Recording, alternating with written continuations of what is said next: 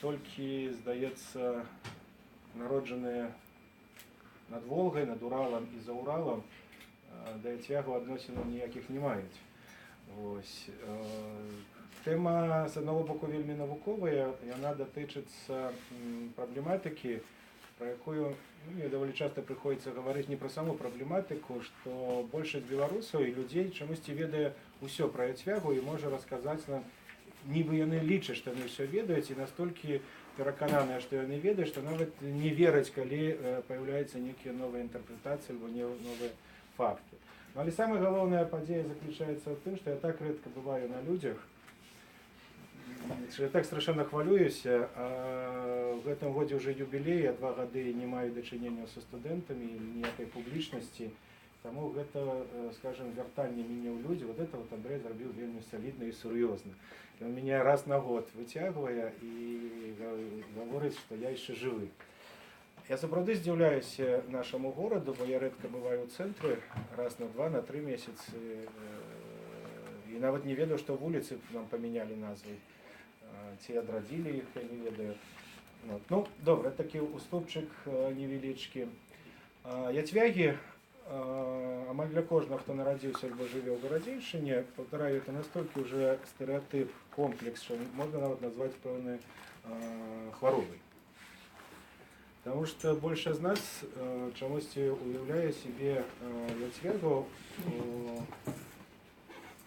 так як пішуць у падручніках, і нібы нам гэта расказвалі. Я яшчэ не стаміўся.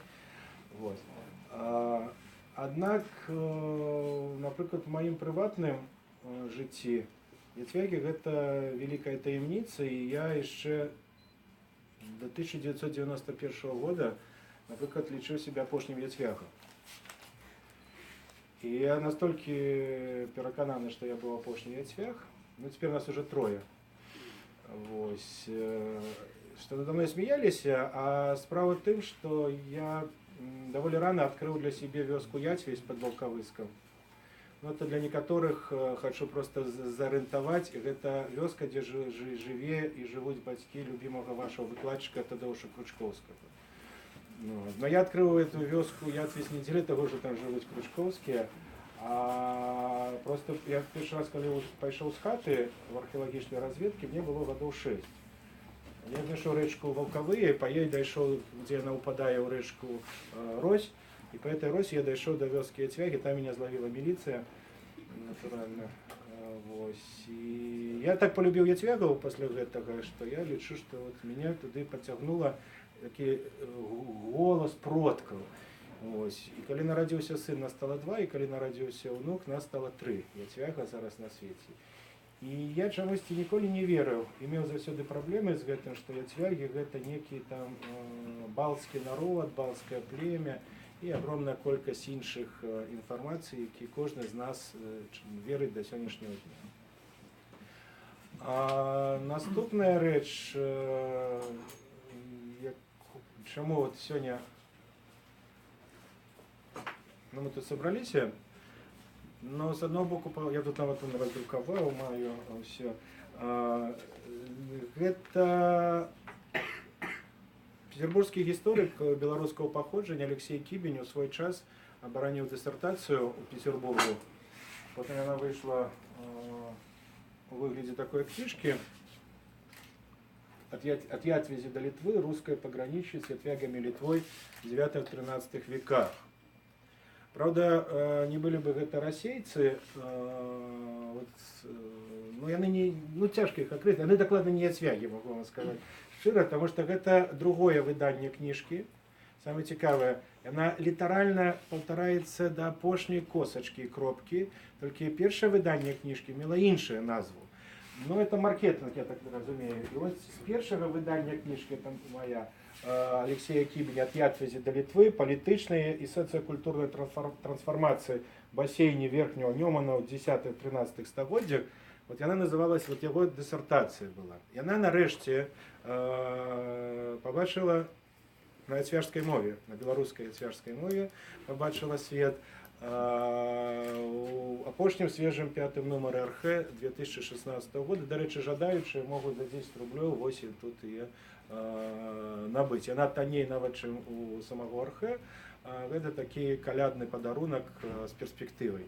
Вось. Разумееце, пераклад гэтай кніжкі на беларускую мову, увогуле з'яўленне вот гэтай працы і канцэпцыі Алексея Кіпеня, яна дазваляе нам сёння вярнуцца да больш сур'ёзнай размовы не столькі, можа, пра самых яцвягаў, а пра пераасэнсаванне нашай гісторыі беларускай.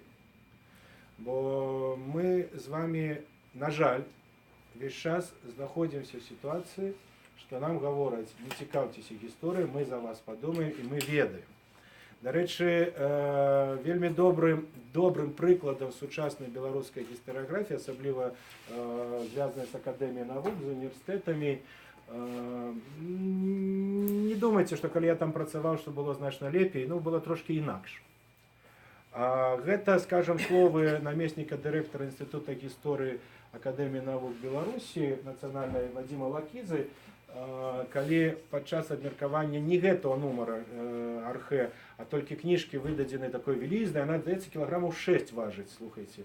Сапраўды, вот капусту добра пакласці на камень, і яна так прыціскаецца і добра упітваецца та капустачка.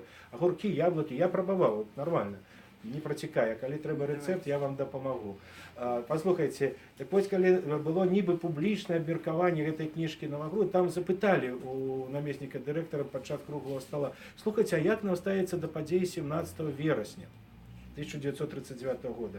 Намеснік дырэктара, нібы мой вучань, адказаў: слухайце, пакуль ніяк не стаўцеся, бо мы яшчэ не прынялі рашэнне, не выпрацавалі адпаведную інструкцыю, пачакайце. Вот мы, калі в Акадэміі навук вырашым, вот тады мы скажем, як ставіцца да гэтага. І, дарэчы, я эту свою сустрэчу апошнюю хочу прысвяціць пераможцам у курапатах, хлопцам, потому што якраз это вот паўтарыла тую ж самую сітуацыю. Калі Акадэмія навук рэшце-рэшт вырашыла з Павлам Ізотавічам, што курапаты будуць мемарыал. І, дзякуй Богу, нарэшце будуць мемарыал. Разумееце, мы весь час, на жаль, маем дачыненне з сітуацыяй, калі і афіцыяльнай гістарыяграфіі, і гістарыяграфіі нармальнай вельмі цяжка праходзяць новыя думкі. Такі, ведаеце, некі махровы наш неяцвяжскі кансерватызм і традыцыяналізм. І я перакананы, што большасць з вас все роўна мне не верыць, калі я вам кажу: яцвягі гэта не балты. Вот, можна вже на этом лекцію скончваць і в прынцыпе, пачынаць дыскусію. І сапраўды, яцвягі не балты, але ў той час і балты. Гэта сведчанне таго, што і самае галоўнае, я пастараюся з вами паразважаць сёння, як мы павінны ўспрымаць сваю гісторыю і ввогуле даказаць тое, што першапачаткова яцвягі не балты, як яно змяняе нашу з вами гісторыю. А гэта змяняе вельмі моцна. Зараз не ідзе гаворка перапісвання, мне спадабалася пра, божачкі, як сказаў Александр Егорович, што ён за здаровы нацыяналізм зараз. Малайчына. Все-таки вучыцца чалавек. Беда толькі ў тым, што тых, хто яго атачаюць, не вучацца. А ён вучыцца, малайчына, кніжкі чытае па начах. І ён верыць у тое ўжо, што Полацак гэта першая беларуская дзяржава, і цяпер у падручніках уже будзе, мой трэці яцвяк уже пойдзе ў школу, будзе, а яго яшчэ імя Рагвалод, так што ён будзе ведаць, што ён пачынальнік Беларусі, так што гэта таксама. Карацей, традыцыйна на сённяшні дзень прынята, што вядомыя нам з пісьмовых крыніцаў, якія, дарэчы, па сённяшні дзень не павялічваюцца. Мы весь час з вами аперыруем толькі той колькасцю пісьмовых і археалагічных мінімальных крыніцаў, якія на сённяшні дзень нічога новага не з'явілася. Адразу адкажу на пытанне, каб яно потым не ўзнікала, знойдзенае нібы на Пружаншчыне караценькі там яцвяжска-польскі ці нейкі слоўнік. Гэта такая таямніца кшталту, якая хутчэй не будзе мець ніякай разгадкі, як і слова пра паход Ігаравы, фальсіфікаты. Просто есть огромная колькасць адукаваных людзей, у якіх ёсць здольнасці тварыць геніальныя фальсіфікацыі.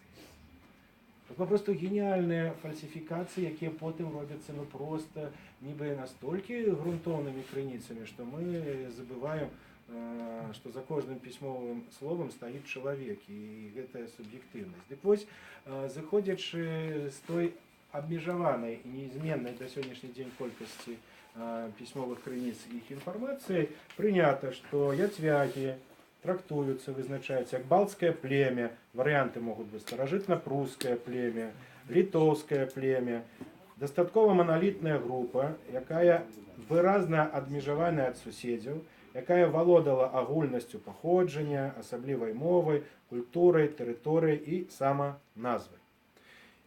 І гэта нас нікога не здзіўляе. Ну, па-першае, тое, што я вам зацытаваў, это мы можам прачытаць з вами в энцыклапедыях паўсюль, гэта нішто іншае, як сталінская дэфініцыя паняцця этнос. То есть можете себе уявить, 2017 год, а мы с вами живем под хваробай, под ціскам, под комплексамі сталінскіх дэфініцый. Вот так вот трохі дзіўна адбываецца, і тады не здзіўляйцеся, што часам, гледзячы на самого себе ў люстэрка, вы не падабаецеся самому себе.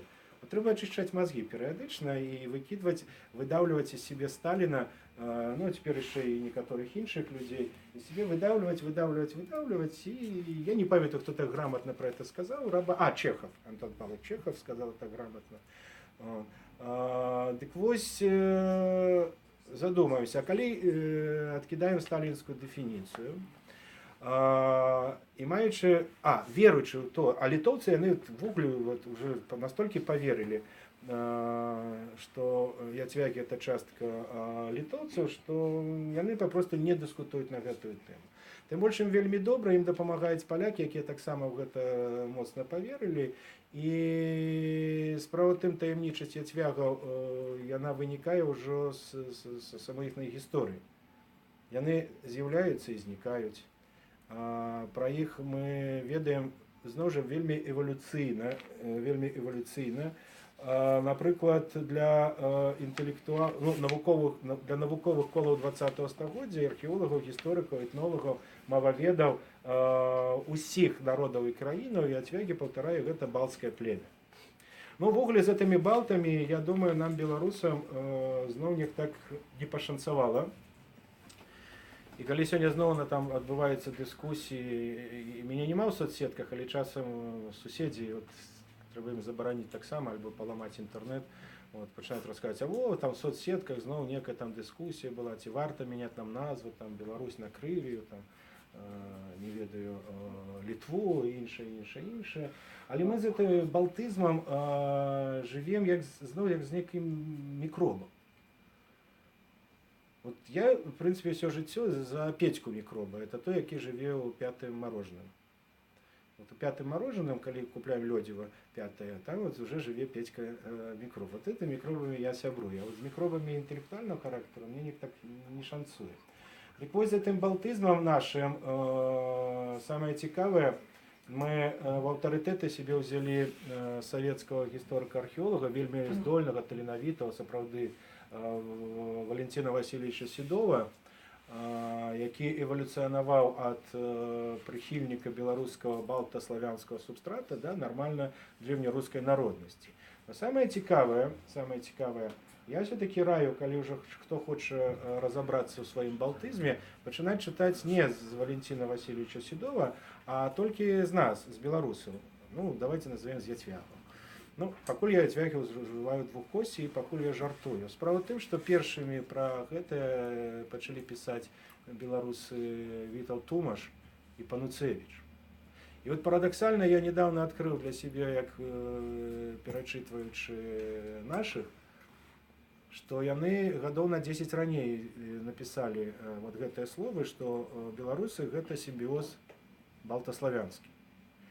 Значит, я прыйшоў да думкі, што пасля 56-го года якраз Седову і некаторым сапраўды найбольш здольна было дазволена чытаць в спецхранах кніжкі нашых беларускіх эмігрантаў, якія выходзілі ў Нью-Йорку альбо ў Таронта, і цяпер якія мы можам да іх дакрануцца. І агромная колькасць таго, што належыць беларускай гістарыяграфіі, сёння раптам створана як канцэпцыя гіпотэза ў Маскве, Петербургу, тагачасным Ленінградзе альбо сучасным Петербургу, Киеве, а мы, як гэтыя, ведаеце, паслухмяныя дзетачкі маленькія, прыслухоўваемся да аўтарытэту і пачынаем пераносіць на сябе.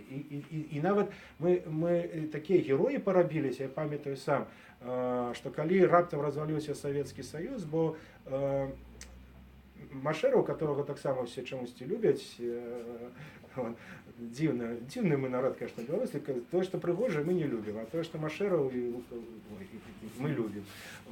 Дык вось Машэраў нават нібы зрабіў такое паскудства ў 1972 годзе, забараніў канферэнцыю акадэмічную, прысвечаную праблемам этнагенеза беларусаў, бо якраз яму пераканалі, што як, гэта ж будуць абвяргаць, што мы паходзім з древнерускай калыскі, а ввогуле нас стварыў вялікі кастрычнік, які азначаецца ў лістападзе.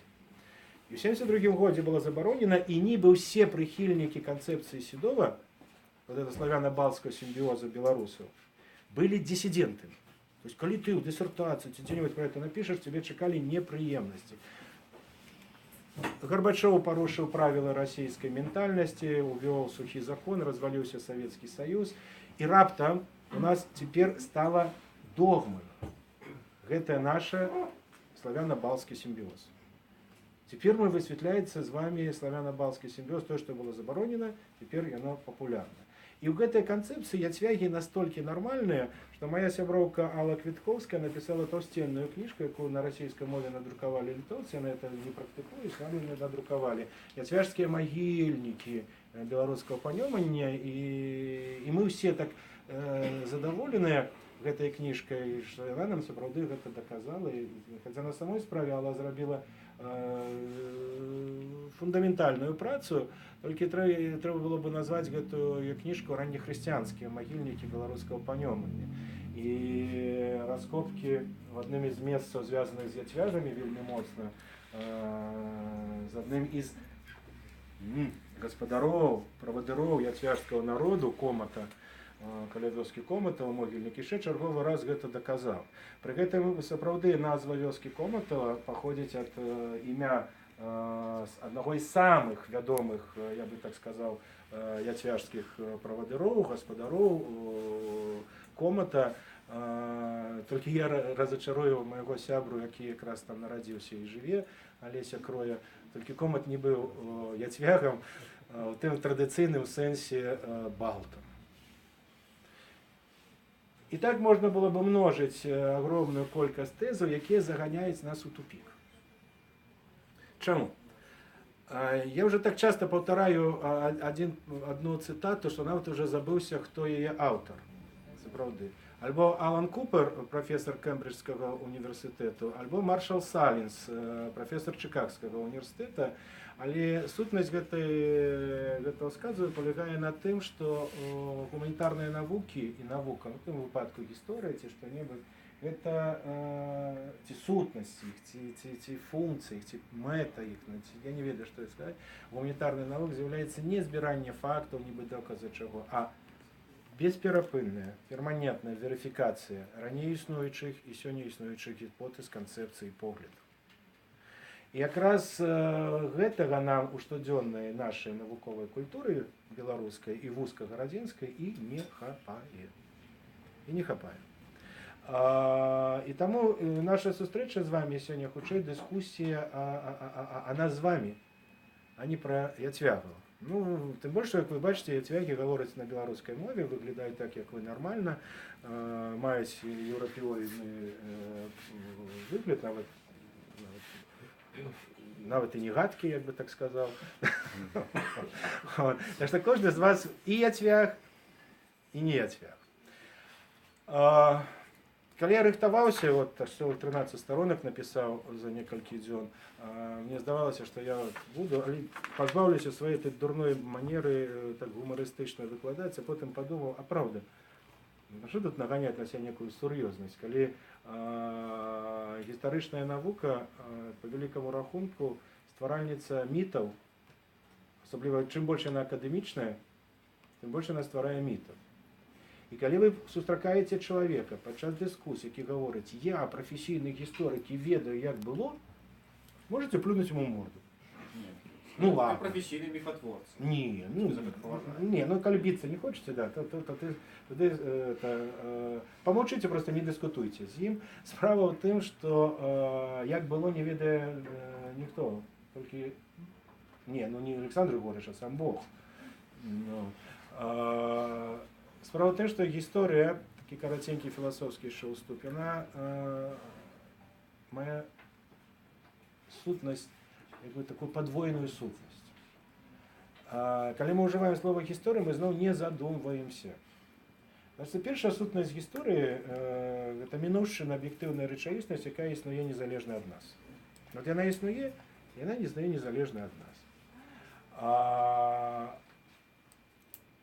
І другая істинність гісторії – це все те, що ми думаємо, говоримо або пишемо про эту об'єктивну речовісність, яка називається минуле. И коли про нечто мы еще не написали, не сказали, не подумали, это объективная речовісність. Але это не значит, что она возникает. Але коли мы про нечто подумали, написали и сказали, мы с вами перешли у момент творца. Мы с вами створили нечто. Мы сконструировали с вами минулое. И вот у залежности от того, який матеріал, який майстер робив конструкцію, вона з'являється тривалою або кривою. Ясной, светлой, альбо шерой и смердючей якой-нибудь, розумієте?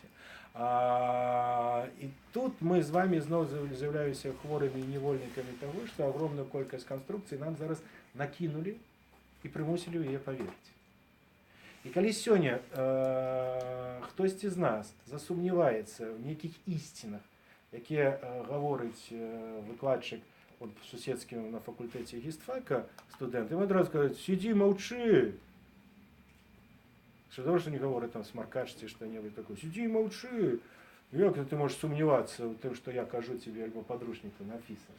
Таким чином, вертаючись або до Алана Купера, або до Маршала Саллінса, розумієте, коли ми весь час будемо ставити собі не стільки задання, а просто на науку будемо глядіти таким чином, ми з вами приходимо до цікавих відкриттів, кожен з нас. І не треба обов'язково скончувати гістфак Гродзенського університету, або БДУ, або навіть Оксфорд з Кембридж. До речі, на гістфаку до сьогоднішнього дня ходить така правда. Один з моїх колегів, колись, бо син там женився, побив в Оксфорді. Справді побив. Відаєте Оксфорд? І ми стоїмо, я ще тоді курив, пам'ятаю, і пив, дурний був. Ну, тепер ні то, ні другое не роблю. І я кажу, ну як там? Каже, що там це Оксфорд, вёска каля Лондона. Вот что он зауважил, розумієте, що це вёска каля Лондона. А у нас гістфак в самому центрі города, у ресторані «Зубр». Я коли працював, я студентам розказував, де я сидів у 1983 году, за яким столиком. Вот это была наука, я розумію, це серйозно. Каратей. Глядите, что отрымывается. Колькость письмовых крыніц и информации крыніц не павелічилась. Что мы с вами маем? Мы маем с вами одинковые узгадки про Ятвягов, починаючи з 983 года, як поход у Владимира ніби на Ятвягі, маем поход Ярослава на Ятвягі, потім маем комплект там, з некілька десятків повідомлень часов Даніїла Галицького і Трайдена, і конец 13 стагоддзя, а некоторые нават маюць дакладную дату, пачаткі літоўскай вайны прускага ордэна 1281 год. Ятвягі знікаюць. Все, іх няма. Яны зніклі з летапісаў, значыцца, няма крыніцу, яны зніклі з жыцця. Разумееце, скончылася інфармацыя пісьмовай крыніцы і памёр цэлы народ. Романтики 16-18 стагоддзя і 19 стагоддзя зрабілі... в 16 стагоддзі хронікі пісалі пра іх як дзікароў. Калі летапісы пры гэтым, хочу звярнуць вашу увагу, што мы маем дачыненне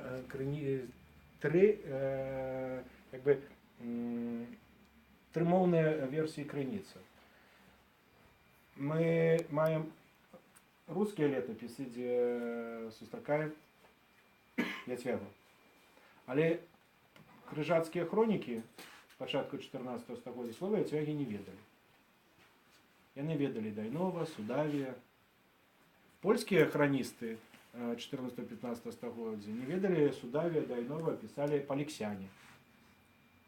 І такім чынам, першае, што ўзнікае адразу пытанне, а пра каго мы будзем гаварыць? Пра судоваў, дайнаваў, яцвягаў і палексянаў. Вот эта блытаніна лінгвістычная толькі ў савецкай і беларускай гістарыяграфіі ніколі не выклікае ніякіх сумненняў.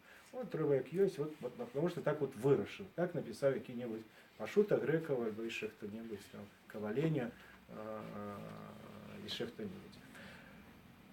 Інфармацыя не з'явілася, з летапісаў яны зніклі. Пры гэтым у 16 стагоддзі яцвягі, калі пачытаеш Длугаша, ён як бы стаў такім бацькай рэнесансу яцвяжскай тэматыкі ў салонах. Нават, я спадзяюся, у горадзе Гродна, калі сидзелі на замку і чыталі Длугаша, нашчадкі, ну, у першую чаргу, конечно, мама Бонасфорца свайму сыночку Жыгімонту Аўгусту.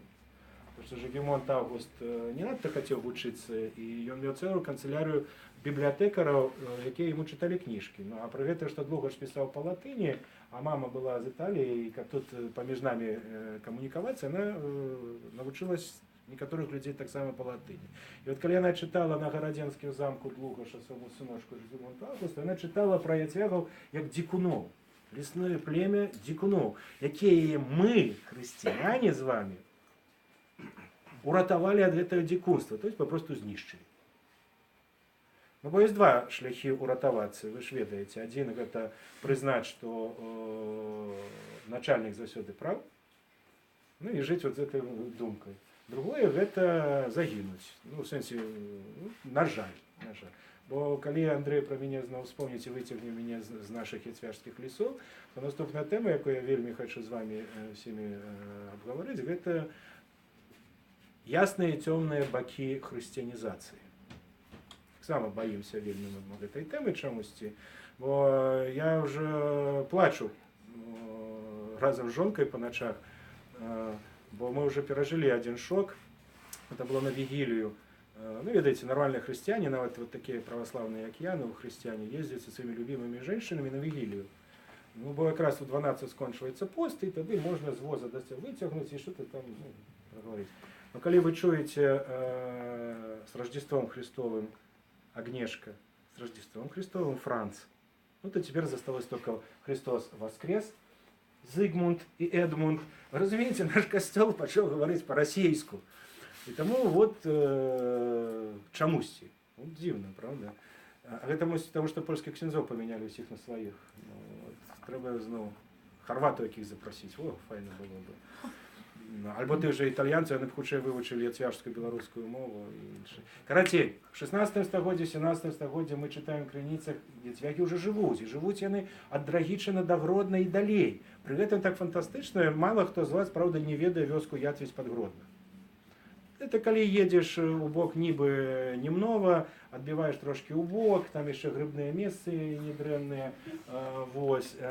Тая ж Ятвіць пад Ваўкавыскам, пад Дзятлавам. Карацей, мы знойдзем з вамі яцвягаў, што самае цікавае, тапонімы, пераважна толькі на Гродзеншчыне. Больш нідзе няма. Вот колькі бы вы не шукали, ой, не буду уже лезть за мапой, я взял мапу автомобильных дорог Беларуси, вы нигде больше не знойдете топоним назвы населенного пункта Ятвіць. Нигде.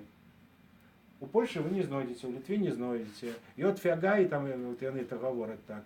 Ну, литовская мова, она своеасабліва. А вось уже Адам Міцкевич, чарговый выбітны польский поэт, вот коли еще раз меня вытягнешь из лесу, пасля хрысціянства, я з вялікім захапленнем з вами паговорыў пра цудоўную польскую паэзію, напісаную Адамам Міцкевічам. Толькі цікава, чаму палякі штогод пішуць штораз грубшыя кніжкі, таўсцейшыя, каб гэта даказаць. Цікава. Я записываю. Записывай. Ну, я таксама люблю этот город, поверьте мне, и мне часом не хочется это здзіўляцца. Ну, не важно, что я все хвалю, и так... Фатальный день, все валится, все не подобается мне. Дык вось, пачынаючы з Адама Міцкевіча і да сённяшняга дня, яцвягі романтыкі. То есть, дзякуючы романтыкам літаратарам яцвягі сталі для нас романтычным міфам. Вот чамусьці толькі зноў для нас беларусаў, для літоўцаў гэта адзін з важнейшых камянёў іхнага этнагенезу. Для палякаў гэта народ, які хрысціянізавалі. А толькі для нас гэта романтычны. І зноў так цікава. Яны згінулі за старонак летапісаў, і мы ў падручніках пішам, што яны загінулі, то іх выкаранілі, выразалі, вынішчылі, ну так нас вучылі. І таму это романтызм. А мы, ведаеце, прывыклі кожны беларус сам себе шкадаваць, правда? І калі кагосьці там нешта, то і нам уже нібы іх шкада, гэтых яцвягаў. Ну это такі комплекс зноў тых, які просяць, вот пашкадуйце нас, то і мы. Але чамусьці ксёндз высланнік віленскага біскупа ў 1668-1670 годах даехаў на сваім кані да Новагрудка. Яго там забраў сябра ксёндз з парафіі Ельня. Это тое, што сёння Стараельня, калі вы едзеце са Свіцезі, Валіўкі адбіваеце ўлева і хочаце хутчэй даехаць. Адзін з старэйшых касцёлаў, фундаваны яшчэ ў часы Вітаўта, Ельнінскі касцёл. Нова Ельня не блытайце, туды лепей не ездзіце. В Стараельні вы сёння знойдзеце 2-3 дамы ўсяго. Але прыехаў візітатар. Это чалавек, які спісвае стан парафіі і піша о праблемах ксяндза ў Ельні, свайго сябры. Живут там, некая старая Литва по имени Яцвяги. И не ведаю, что с ними робить. Ну не выходить у костела, а Бога не верить. Отрывается своих традиций. Я вам скажу больше, до сегодняшнего дня там так люди живут. И не ходят у костела, а у Бога. Правда, шкода, что они себе намалевали нового Бога, але думаю, что как придут им это зараз забирать плоты, тракторы, и то они расчаруются в этом Бозе. Бозенька. Каратей.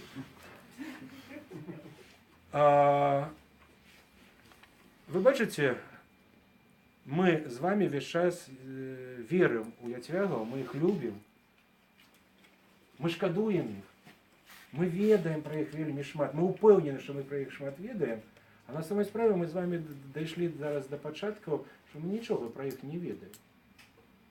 Яны як былі для нас таямнічымі, так і засталіся таямнічымі. А колькі можна жыць з таямніцамі? Значит, паўстала пытанне выйсці з гэтага кола таямнічасці і паглядзець, а што сённяшняя навука дазваляе нам сканструіраваць пра яцвягаў. Што мы можам сёння прапанаваць самым сябе, нават выкарыстоўваючы, скажем, пашыраючы, альбо, як гэта гаворыцца, інтэрпрэтуючы, альбо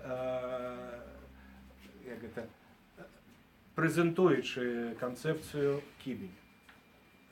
Пры гэтым адразу паўтараю, канцэпцыя кібеня навуковая.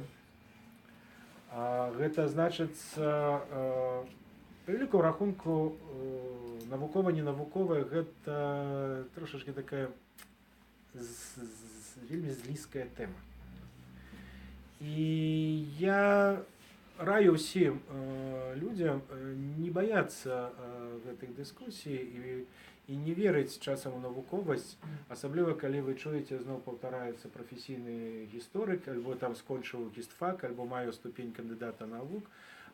Справа ў тым, што прафесійнасць гісторыка выміраецца не пасадамі, не заробкамі, не адурманьваннем, здольнасцю адурманьваць студэнтаў, а толькі веданнем і выкарыстоўванню метадалогіі навуковага даследавання.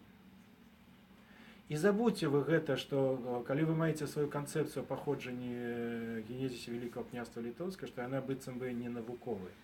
Яна можа быць больш навуковай. Напрыклад, все тоўстыя тамы напісаныя дактарамі навук, кандыдатамі навук. Тое ж самае пра якую-нибудь Кіеўскую Русь, альбо пра 17 верасня 1939 года, альбо пра ўсё, што заўгодна. Разумееце, навуковасць гэта як і якасць і смачнасць. Вот я, напрыклад, не разумею людзей, якія пасля таго, як Нёман Гродна прайграе, прыходзяць да хаты, а суп перасолены. А калі выйграе, то раптам не перасолены. Я не разумею, што такое. Справа ідзе ў тым, што калі тема, яка вас хвалює з минулого,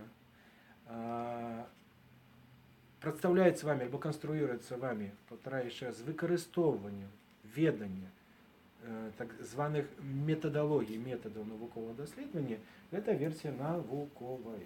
Що потрібно для гэтых якби, наших з вами конструкцій лічиться науково? Ну, по-перше, матеріал – гэта інфармація крыніцаў. Калі мы вяртаемся до нашай тэмы яцвягаў, маючы, шчыра кажучы, на сённяшні дзень реально конкретных і безпасрэдных, ну, недзе каля 30 летапісных узгадак і яшчэ, можа, з 15-20, ну, до 50 маем звестак. Тут павінна ўваходзіць яшчэ нібы нам лінгвістыка. Вот лінгвістыка, яна даволі пачынае тут заблытваць на чарговы, бо як толькі не спрабавалі, напрыклад, растлумачыць семантыку і этымалогію слова яцвяг. Асабліва літоўцы гэта стараюцца, яны свае ятвігай, там знаходзяць розныя версіі. Але, напрыклад, у вёскі Ятвіць пад Ваўкавыскам яцвягам называлі яшчэ ў канцы 60-х гадоў металічны якар, які выкарыстоўвалі мужыкі, калі плавалі на рыбу. Дыялектнае слово яцвяг. У ваўкавыскім напісанні і вымаўленні. Сёння ўжо наўрад ці бы мы з вами сустрэлі гэта, але прафесійныя даследчыкі, дыялектолагі яшчэ ў 1972 годзе гэта занатавалі і запісалі. І няма прычынаў ім не верыць. Мы з вами не ведаем мовы яцвягаў. Таму не можам сказаць, ці па-за вёскамі Ятвіць якія-небудзь іншыя вёскі з'яўляюцца лінгвістычна яцвяжскімі. Яны могуць быць літоўскімі, жмуцкімі, ну, вертелішкі класныя, правда, ішкі вже адразу, ну, альбо гудагай, ну, ясна, гудзевічы, вот там, дзе мы гуды бегалі з вами там в вачах літоўскіх яцвягаў, так калі падумаць. А на самой справе і гуды, і яцвягі потым хутчэй все былі братамі, ці сёстры, але былі знаёмымі. В любым выпадку лінгвістыка нам моцна не дапаможа, мы не ведаем мовы яцвягаў. Паўтараю, той слоўнічак, які быў знойдзены, гэта геніальны фальсіфікат, якому трэба цешыцца. Бо калі паглядзець, большасць фальсіфікатаў, якія закранаюць нас, яны сапраўды паходзяць з нашага асяроддзя беларускага. Но супраць нас контра альбо про беларускае. Ведаеце, што нават гэтая прамова Мілешкі геніальны фальсіфікат таксама, толькі пачатку 17 стагоддзя. Ну, слова пра паход іграў я вам узгадваў, гэта другая палова 18 стагоддзя. Геніальны фальсіфікат, папросту, ну, не трэба яго выкідваць з нашай гісторыі. Хроніка быхаўца цяпер пачынае выходзіць з цемры, і хутчэй за ўсё гэта быў не фальсіфікат. Справа тым, што ў Кракаве знойдзены некалькі старонак хронікі быхаўца, напісана цырыліцай з 80-х гадоў 16 стагоддзя. Так што Нарбут мог сапраўды трымаць, толькі як быў будучы геніальным літоўцам, ён арыгінал хутчэй за ўсё спаліў, яго згубіў. Ну, каб потым беларусы ламалі галаву і каб не мелі часу змагацца з літоўскімі патрыятызмам і нацыяналізмам. Мовы яцвягаў не ведаем. Адзінае, што нам дадзена ведаць, гэта імёны іхных правадыроў, якіх мы так старанна забівалі. Пры гэтым, калі чытаеш летапіс Даніла Галіцкага, галіцка-валынскую летапіс, якая з'яўляецца часткай пацівскага летапісу, проста жаль, якія мы крыважэрныя. Хрысціяне, пакайцесь, хочацца крычаць, калі чытаеш. Мы гэтых яцвягаў рэзалі, душылі, ну, сапраўдныя хрысціяне. Ну, разумееце, і мы ведаем імёны, але што цікава, імя Комат, яно хутчэй індаеўрапейскае, стараславянскае, чым сучаснае якое сённяшняе літоўскае. Прабачце, я не буду зараз шукаць, але ўсе гэтыя імёны на «с», там, божачкі, яны маюць вымаўленне больш славянскага. Калі от слухаць праўдзівых лінгвістаў, у гэтых імёнах больш гукаў славянскіх, чым сучасных літоўскіх, ці латышскіх, ці нейкіх прускіх. Разумееце, таксама стварае больш нам з вами таемніца. Этнаграфія. Той жа Сідоў, калі пісаў сваю геніяльную канцэпцыю, сапраўды, ён вельмі моцна падкрэсліў гэты аспект этнаграфічны, но але я, напрыклад, Кумпяк, мне ўвесь час гавораць, што Кумпяк гэта як бы запазычанне нашай беларускай з літоўскай мовы. Я не ведаю, но бацька рабіў, дзед рабіў кумпякі, я сам, калі мяса ёсць, магу. Я ніколі не думаў і не ведаў, што гэта літоўская. Бо ў нашай праваслаўнай сям'і, правда, шукаю, можа, это беларусы іх беларутанізавалі, можа, мы якія літоўцы. Ну, в любым выпадку ў Гомелі яго таксама называюць Кумпяк. Гэтыя запазычанні балтызмаў, яны зноў нас не ратуюць. А традыцыі этнаграфічнага характара, напрыклад, як выглядае та ці іншыя архітэктурныя элементы. Альбо, это спадніцы жаночыя, правда, вот гэтымі рознымі колерамі, все гэтыя нашыя працы. Все чамусь літоўская, балская, калі задаш пытанне, а якое было славянскае? Не ведае. То чаму тады вы ведаеце, якое было літоўскае, а не ведаеце, якое было славянскае? І зноў, як бы, пры гэтым этнаграфія, у адрозненні ад гісторыі, яна фіксуе тое, што сёння адбываецца. Яна не займаецца мінулым. Сіла этнаграфіі, сёння называецца культурная антрапалогія, заключаецца ў тым, што яна рэальна фіксуе тое, што яна бачыць. Але прабачце мяне, калі мы, хрысціяне, ўжо к канцу 13 стагоддзя знішчылі яцвягаў, то як можна было ў канцы 19 стагоддзя пісаць нешта о яцвягах, калі мы пра гэтых яцвягаў маглі прачытаць толькі ў Міцкевіча ці яшчэ дзе-небудзь, і назваць гэта яцвяг. Разумееце, это наш суб'ектыўны... Мы самі чамусьці пажадалі гэтыя элементы, кумпякі, назваць літоўскімі, яцвяжскімі ці якімі-небудзь яшчэ. Пры гэтым я не выключаю, што кумпякі таксама это літоўская, як і наша беларуская. Справа ў тым, што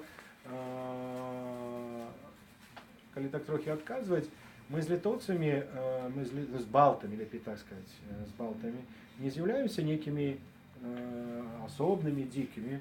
Мы з'яўляемся ўзаемаадносіны маці і дачкі. Справа ў тым, што цяпер усё больш аргументацыя аб існаванні балтаславянскага супольнасці. Мы самі з вами з'яўляемся тымі літоўцамі. Мы самі з'яўляемся з вами і балтамі, і славянамі. І гэты падзел супольнасці пачаўся толькі недзе ў 5-6 стагоддзе, калі частка з гэтай супольнасці адкалолася, можа, ад добрага жыцця і пайшла ў бок Візантыі. І там, каля муроў Візантыйскай імперыі, набыла свядомасці славянскай і, вярнуўшыся, вось яна розніца. Вось у чым яна праблема метадалагічнага характара, разумееце? І калі нам зноў гавораць, вот это літоўская, гэта не славянская, ці балская славянская, я кажу, пардон, паслухайце, это так же і літоўская, як і маё, бо яно, сапраўды, калі глыбока падайсці наша. Іншая справа, што мы з'яўляемся з вами